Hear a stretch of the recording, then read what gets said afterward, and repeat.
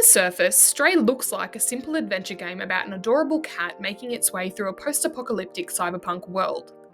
But what makes it stand out isn't just the mechanics or the beautiful neon environment. It's a surprisingly emotional pull the game has, leaving players feeling deeply connected to the story and the main character, even though there are no humans in the game at all.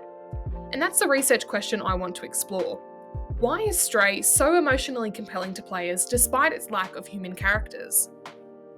To explore this, I'm going to look at Stray through a psychoanalytical lens, drawing on Bowlby's attachment theory and Catherine Isbister's work on empathy in games.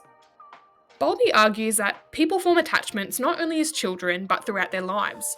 We tend to look to attachment figures, whether that's family, friends, or even pets, for comfort and security, especially when we're stressed.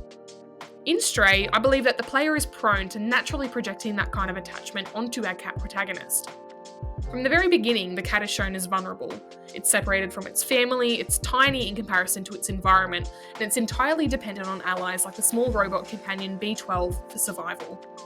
All these things together make the player want to protect it, which ties directly into Bowlby's ideas about attachment and emotional regulation.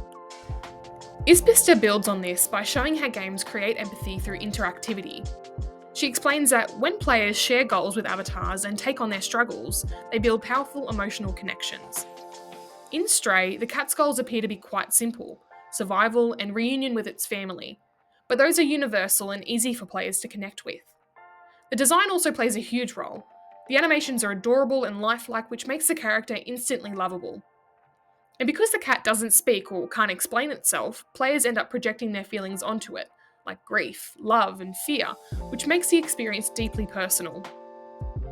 Culturally, this DA matters because Stray shows a broader trend in game design, creating emotional storytelling without traditional human characters or dialogue.